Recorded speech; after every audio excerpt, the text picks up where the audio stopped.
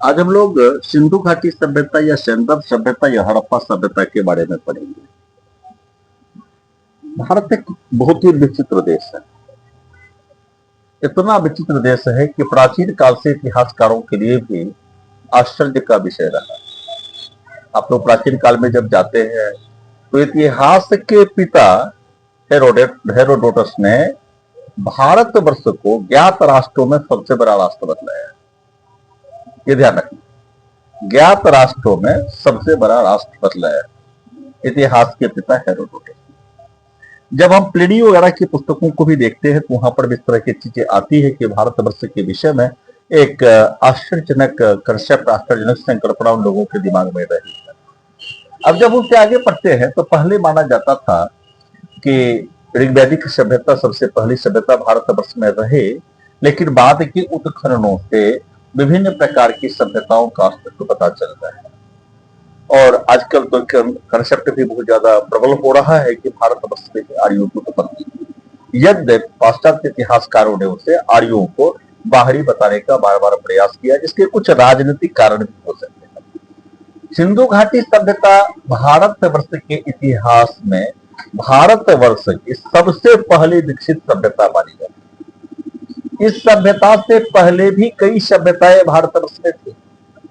नवपाषाण काल के साक्ष्य भी भारतवर्ष में मिले।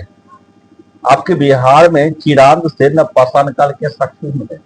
पूरा पाषाण काल के बस्तियों के साक्ष्य भी भारतवर्ष के भिन्न भिन्न भागों में मिले हैं, क्योंकि पूरा पाषाण काल में बस्ती के कंसेप्ट नहीं थी, तो हमें पत्थरों के औजारों पर या कुछ गुफाओं में जो कलाकृतियां हैं उसके आधार पर ही भरोसा करना पड़ता है, या कुछ जीवाश्मों पर।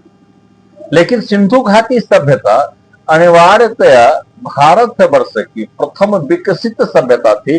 यह कहने में कोई किसी भी प्रकार का संकोच नहीं होना चाहिए कि जो सभ्यता के विकसित चरण कहे जा सकते हैं, जिसको आप सभ्यता कह सकते हैं, उसके समस्त लक्षण सिंधु घाटी सभ्यता में दिखलाई पड़ते हैं। सिंधु घाटी सभ्यता के विकास का पैमाना तो आप इतना देख सकते हैं कि इसके आधार पर किसी महान पाश्चात्य दार्शनिक ने कहा था कि, या पाश्चात्य महान इतिहासकार भी वो थे और भारतीय सभ्यता से अत्यधिक प्रभावित थे। उन्होंने कहा था कि इस आज से लगभग 2500 वर्ष पहले भारतीय सभ्यता इतना विकसित थी जितना लंदन 17वीं और 18वीं शताब्दी में नहीं। यूरोपीय शहर 17वीं और 18वीं शताब्दी के शुरुआत में भी उतने विकसित नहीं थे जितनी विकास के चरण को सिंधु घाटी सभ्यता ने इस आज से लगभग 2000 साल पहले देख लिया था। हम इसके कार्बन डेटिंग सिस्टम के आधार पर भी इसके काल निर्धारण करने का प्रयास करेंगे। इतिहास के विभिन्न जो विद्यार्थी रहे, इतिहासकार रहे, उसके आधार पर भी देखेंगे। लेकिन पहले तो इसके नाम को समझ लें, किसी सिंधु घाटी सभ्यता, सैंडल सभ्यता या हड़प्पा सभ्यता क्यों कहा जाता है। देखिए, सबसे पहली जो इसकी खोज हुई थी उसको देखेंगे। सिंधु घाटी सभ्यता के बारे में सबसे पहली जो जानकारी मिली थी 1826 के अप्रॉक्स, 1826 ईस्वी सबसे पहले इसके बारे में जानकारी। यहां पर चार्ल्स मैसन का नाम स्पष्ट रूप से उल्लेखित करना चाहूंगा कि चार्ल्स मैसन ने इस सभ्यता की सबसे पहली खोज की थी। कई कहानियां हैं इस सभ्यता की खोज के विषय में। यहां पर क्योंकि ये मुख्य रूप से पड़ता है तो पाकिस्तान में, वर्तमान पाकिस्तान में उसके प्रमुख शहर मोहनजोदारो वगैरह पड़ते हैं। तो यहाँ पर देखेंगे उस समय में लोगों को ईंट बनाने की जरूरत तो हुई तो लोग खनन करने लगे, मिट्टी खनन किए। ईंट बनाने की प्रारंभिक अवस्था होती है तो वहां पर कुछ जगहों पर संयोग मात्र के तौर पर ईंट मिलने लगा, तो उसे एक दैवीय चमत्कार माना गया। उस जमाने के लोगों ने उसको एक दैवीय चमत्कार मान लिया कि ईंट बनाने जा रहे हैं और ईंट धरती से ही निकल रहा है। कालांतर में उसके बारे में चार्ल्स मैसन को जानकारी मिली तो चार्ल्स मैसन ने एक स्पष्ट किया कि सभ्यता के नीचे में एक महान सभ्यता, इस मिट्टी के नीचे में एक महान सभ्यता दबी हो सकती है, या कोई शहर रहा होगा या कुछ बस्तियां रही होगी। इतने बड़े क्षेत्र का आइडिया चार्ल्स मैसन के पास में नहीं था और उन्होंने कोई रेखा चित्र खींचा भी नहीं था इतने बड़े क्षेत्र का। अब यहां पर देखना है कि चार्ल्स मैसन के बाद क्या हुआ।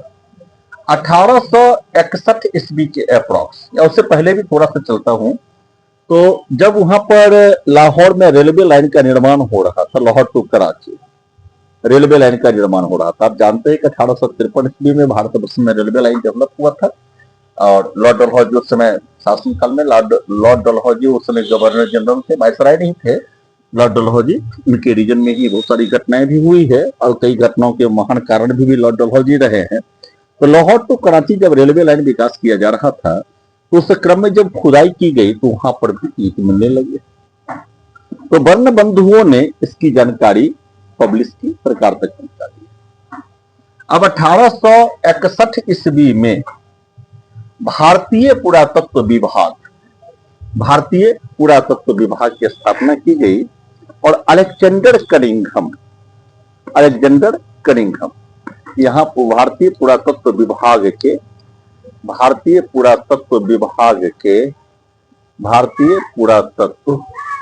विभाग के महानिदेशक बनाए गए।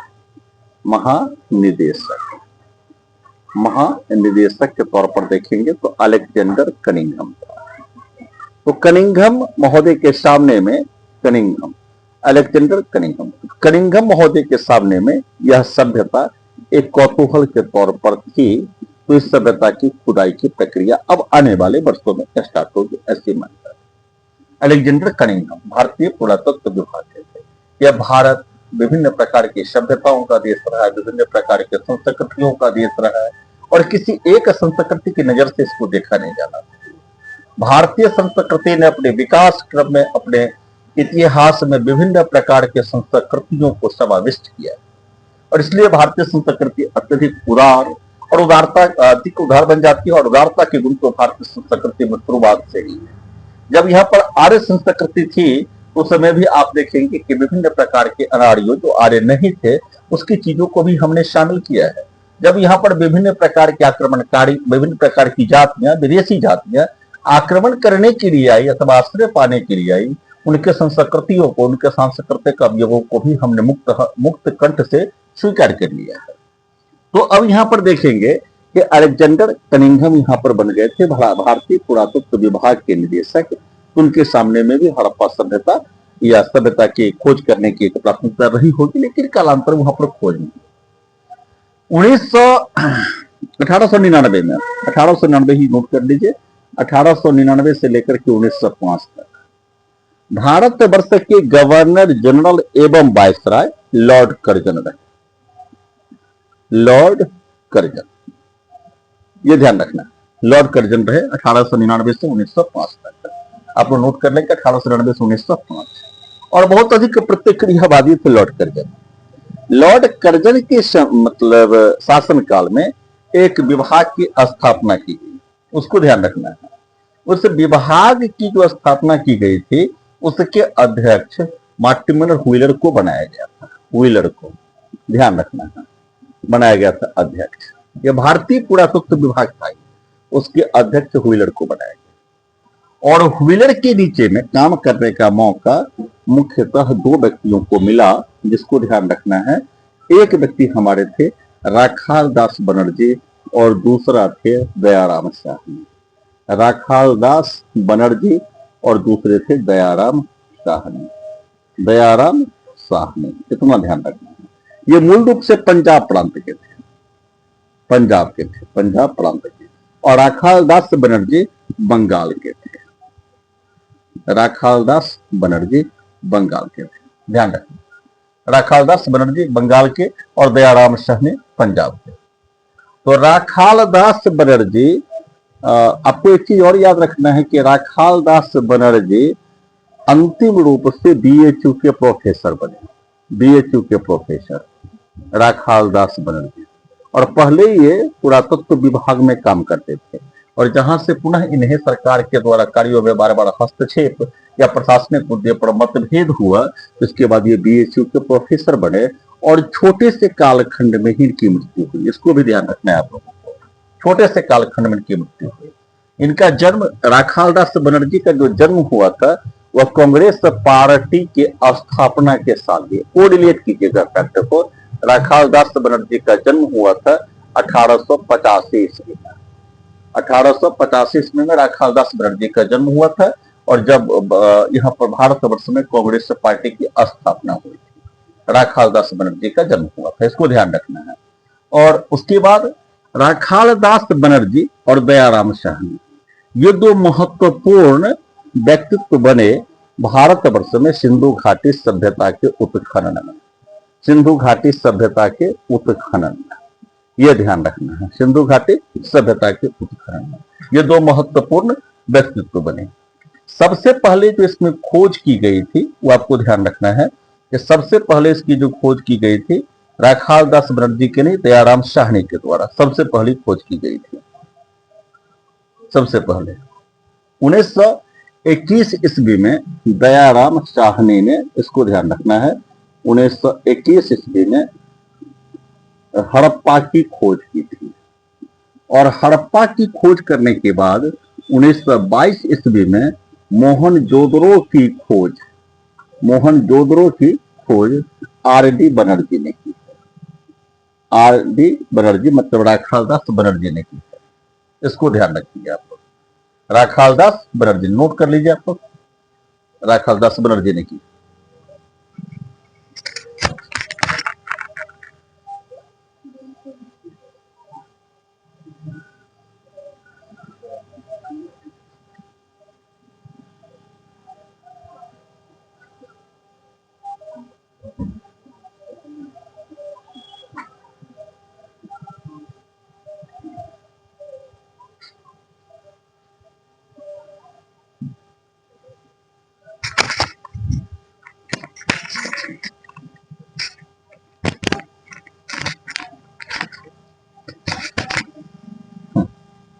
आप लोगों ने इसको नोट कर लिया। उसके बाद अब हम लोगों को देखना है कि राखाल दास बनर्जी, और इसके बारे में तो आप लोगों ने पढ़ लिया है, राखाल दास बनर्जी एवं क्या इनका नाम क्या था, राखाल दास बनर्जी एवं दयाराम साहनी, इसके बारे में आप लोगों ने पढ़ लिया है। अब यहाँ पर देखना है कि राखाल दास बनर्जी की मृत्यु भी, राखाल दास बनर्जी का जन्म तो हमने बतला दिया, राखाल दास बनर्जी का, राखाल दास बनर्जी का जन्म आप लोग ऐसे कोट कर लेंगे कि राखाल दास बनर्जी का जन्म जब हुआ था जब कांग्रेस पार्टी की स्थापना हुई थी। कांग्रेस पार्टी की स्थापना किस वर्ष हुई? 1850 ईस्वी में। और इनकी जो मृत्यु हुई है वो मृत्यु हुई है 1930 ईस्वी में। और 1930 को इसलिए याद रखेंगे, 1930 में 26 जनवरी को पहली बार गणतंत्र दिवस मनाया, गणतंत्र या भारत की स्वाधीनता दिवस मनाया गया। कालांतर में 26 जनवरी गणतंत्र दिवस में कन्वर्ट हो गया। तो इसको आप देखेंगे कि मृत्यु भी आपने देखा कि राखाल दास बनर्जी की मृत्यु 1930 में हुई। जो बच्चे सिविल सर्विसेज की तैयारी करने का देखते हैं तो उसके लिए जरूरी है, क्योंकि सिविल सर्विसेज में कुछ ऐसे प्रश्न होते हैं कि आपको पूछी जा सकते हैं कि राखाल दास बनर्जी के संबंध में क्या गलत है या क्या सही है, इसको नोट करना है। अब इस सभ्यता की जो खोज हुई तो सबसे पहले हुई हड़प्पा में, उसके बाद इस सभ्यता की, उस सभ्यता का दूसरा नगर निकला मोहनजोदड़ो। मोहनजोदड़ो पहली सभ्यता, पहला खोज हड़प्पा, दूसरा मोहनजोदड़ो। वर्तमान तक में इस सभ्यता के लगभग 1400 स्थलों की खोज की जा चुकी है, स्थलों की खोज की जा चुकी है, 1400 स्थलों की, ध्यान रखें। और इसका जो विस्तार हम देखेंगे, इसका जो क्षेत्रफल देखेंगे, सिंधु घाटी सभ्यता के सभी चरणों के क्षेत्रफल को मिलाकर के देखें तो लगभग में इसका क्षेत्रफल 15 लाख वर्ग किलोमीटर है, 15 लाख वर्ग किलोमीटर। इसके संदर्भ में 2-3 चीजें आप लोगों को याद रखनी है, जो कुछ पुस्तकों में आप लोग देखेंगे 12,99,600 वर्ग किलोमीटर। आधुनिक तो कुछ पुस्तकें होगी तो वो 20 लाख देगी, 20 लाख वर्ग किलोमीटर भी कहीं कहीं उल्लेख मिलता है, इसको भी देखेंगे। तो देखिए, सिंधु घाटी सभ्यता एक कांस्य युगीन सभ्यता, तो और सिंधु घाटी सभ्यता के ऐसे बहुत सारे केंद्र थे जहां से अन्य सभ्यताओं का प्रभाव दिखलाई देता है। इतिहासकारों के बीच में एक विवाद का विषय रहा है इसके क्षेत्रों का निर्धारण करना भी। आप एक एवरेज के तौर पर, मोटे तौर पर 15 लाख मान सकते हैं, 15 लाख वर्ग kilometre.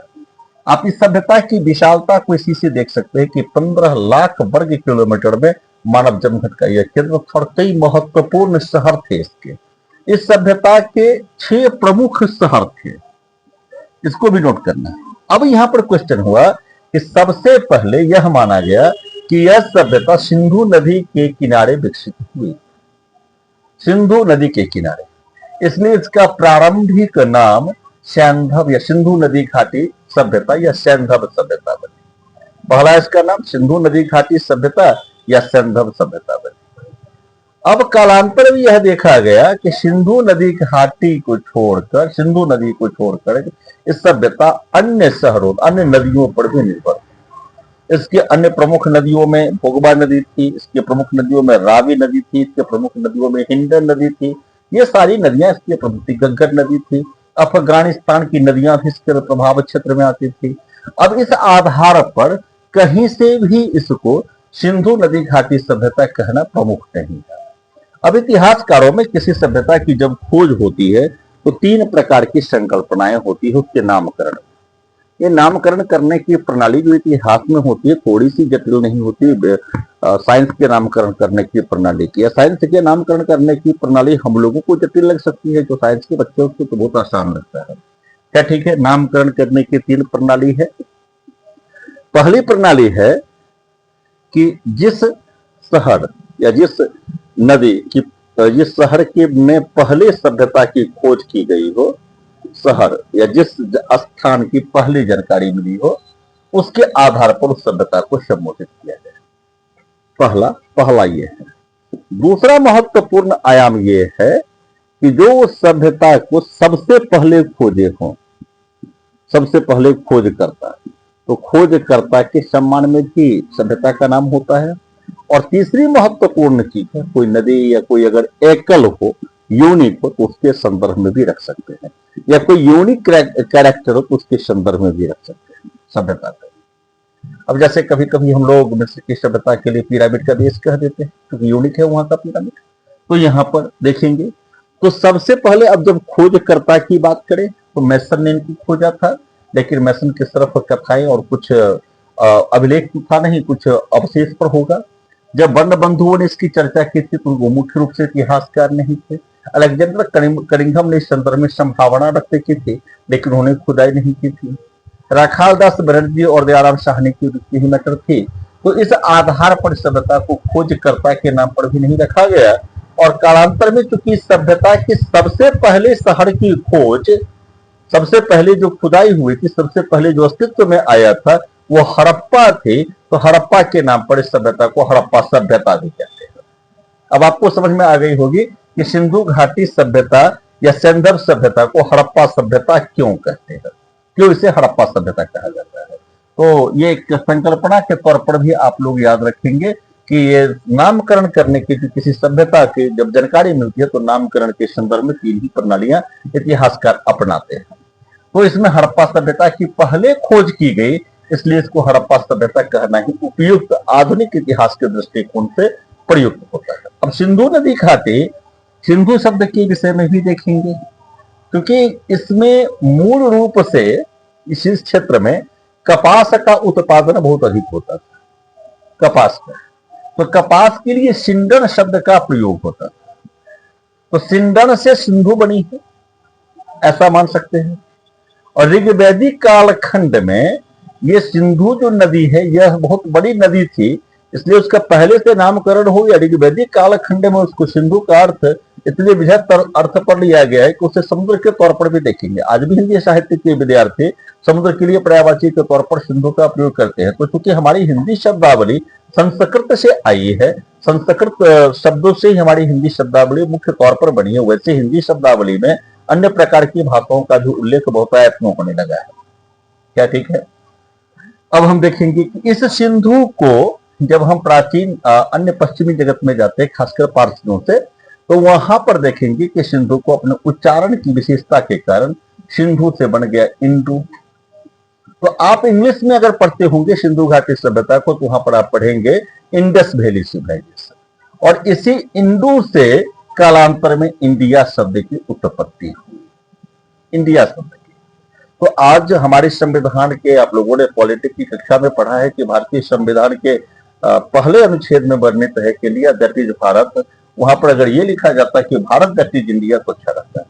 India that is Bharat, ये मेरी व्यक्तिगत अभिरुचि है, इसमें कुछ और भी कोई अन्य अर्थ न निकाला जाए, लेकिन इसका भारत दैट इज इंडिया हो जाना चाहिए, इंडिया दैट इज भारत नहीं होना चाहिए, क्योंकि भारत का निर्माण भारतवासी करेंगे, अन्य लोगों की नजर से भारत को नहीं देखा जा सकता है।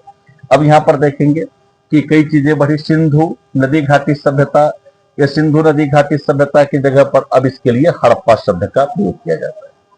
इस सभ्यता की अपनी कुछ मूलभूत विशेषताएं थी, कुछ मौलिक चीजें थी। इस सभ्यता के संदर्भ में शब्दावलियों को भी हम देखेंगे। इस सभ्यता में एक शब्द का प्रयोग किया जाता है प्रमुख रूप से मोहनजोदड़ो, जो इस सभ्यता के अंतर्गत खोजी जाने वाली दूसरी शहर थी। मोहनजोदड़ो का जब प्रोनाउंसिएशन हम करते हैं वहां की भाषा में, सिंधी भाषा में, तो इसका प्रोनाउंसिएशन होता है मोइनजोदड़ो। ये देखेंगे। अब इस शब्द का अर्थ होता है मृत, मृतक का स्थान, मृतक का स्थान। तो अगर आपसे प्रश्न पूछा जाए कि मोहनजोदड़ो का स्थानीय भाषा में क्या अर्थ है, तो आप बतला सकते हैं मृतकों का स्थान, मृतकों का टीला, भूतों का स्थान भी बतला सकते हैं, भूतिया टीला भी बतला सकते हैं। इसका अभिप्राय लौकिक थोड़ा सा हंसी मजाक करते हुए, व्यंग करते हुए आप इसको ऐसे ही बतला सकते हैं। लेकिन अगर पूछा जाए कि किस भाषा में, तो आपको जवाब देना है कि सिंधी भाषा में। ये इसका जो अर्थ है वो सिंधी भाषा में। अब हम जब बढ़ते हैं तो हड़प्पा और मोहनजोदड़ो ये दोनों ही वर्तमान में पाकिस्तान में है, वर्तमान में पाकिस्तान में। हड़प्पा सभ्यता के विस्तार की अगर हम बात करते हैं तो हड़प्पा सभ्यता के विस्तार को आप देखेंगे।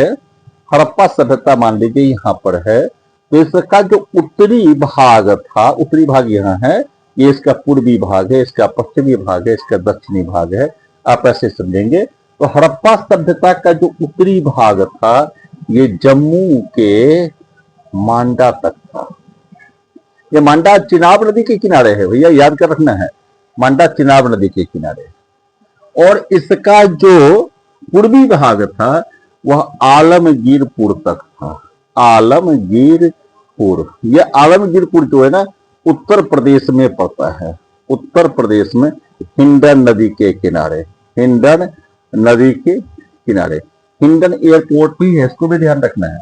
और हिंडन एयरपोर्ट की महत्ता आपसे ज्यादा आपके पड़ोसी राष्ट्र वाले समझते हैं। आपके पड़ोसी एक है जो आपको बार बार परेशान करते रहते हैं, तो हिंडन एयरपोर्ट के बारे में उनको अच्छी तरह से याद होगा। ऑपरेशन बालाकाट, ऑपरेशन सिंदूर सब में उनको अच्छी तरह से याद होगा।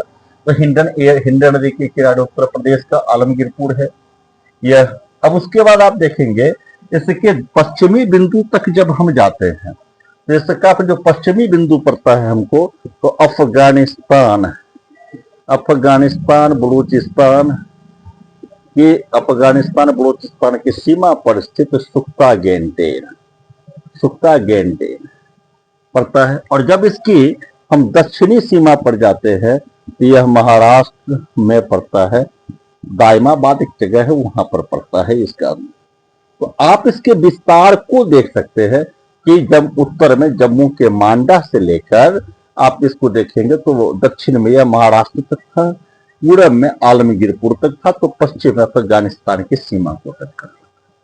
इसको ध्यान रखेंगे। भारतवर्ष के वैसे राज्य जो सिंधु घाटी सभ्यता के वर्तमान के राज्यों की बात कर रहा हूं मुख्य रूप से आते हैं, तो उसमें देखेंगे आते हैं गुजरात, भारतवर्ष के राज्य, राजस्थान, महाराष्ट्र, महाराष्ट्र आते हैं, पंजाब, हरियाणा, पंजाब, हरियाणा, उत्तर प्रदेश, उत्तर प्रदेश, जम्मू, कश्मीर की बात नहीं कर रहा हूं, जम्मू की बात कर रहा हूं। तो जम्मू चूंकि राज्य नहीं है, यूटी है, तो अगर प्रश्न में पूछा जाए कभी कि भैया कौन सा ऐसा केंद्र शासित प्रदेश है, तो आपके पास दो आ जाएंगे, एक हरियाणा वाला चंडीगढ़ भी आ जाएगा, दूसरा जम्मू भी आ जाएगा। तो आप इसको ध्यान रखना है। तो आपके पास में गुजरात, राजस्थान, महाराष्ट्र, पंजाब, हरियाणा, उत्तर प्रदेश, ये जो क्षेत्र है जम्मू और चंडीगढ़ के क्षेत्र में ला करके ये आपके आते हैं, मुख्य रूप से जो आते हैं तो सिंधु घाटी सभ्यता के प्रभावित क्षेत्र में आते हैं। सिंधु घाटी सभ्यता के प्रभाव, सिंधु घाटी सभ्यता के स्थल जहां पे खुदाई किए गए, ये महत्वपूर्ण रूप से आते हैं। अब सिंधु घाटी सभ्यता के हम अभी क्षेत्रों को बतला रहे हैं। सिंधु घाटी सभ्यता के क्षेत्रों को आपने देखा कि भारतवर्ष में कौन कौन से राज्य होंगे।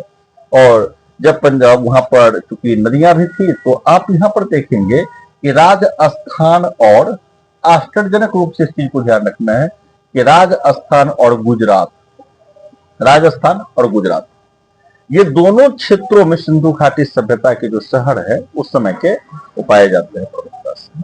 अब ध्यान रखना है कि राजस्थान में जहां आज बोल रहे हैं कि मरुस्थल है, और यद्यपि पिछले 2 साल में मानसून अनियमितता सब अन्य कारणों से वहां पर वर्षा भी अत्यधिक हुई है, लेकिन आप देखेंगे कि राजस्थान में एक सभ्यता, एक शहर का होना ये बतलाता है कि आज से कम 2500-3000 वर्ष पहले वहां पर सभ्यता न पनपी बल्कि विकसित हुई। मतलब परिस्थिति, प्रकृति का जो चक्र है उसके बदलाव को भी यहाँ पर देख सकते हैं आप। गुजरात का एक प्रभास पाटन क्षेत्र पड़ता है, प्रभास पाटन क्षेत्र है ना, वहीं पर सोमनाथ मंदिर है और वहां पर एक तीर का निशान लगाया गया है। तीर का निशान बतलाता है कि देखिए सोमनाथ मंदिर पर तीर का निशान लगाया गया था, वहां से बतलाया था वहां से अगर आप चलते हैं अंटार्कटिका पर, वहां पर संस्कृति का श्लोक भी है जिसका अर्थ है कि वहां से अगर अंटार्कटिका तक चलते हैं तो आपको कभी भी समुद्र नहीं मिलेगा।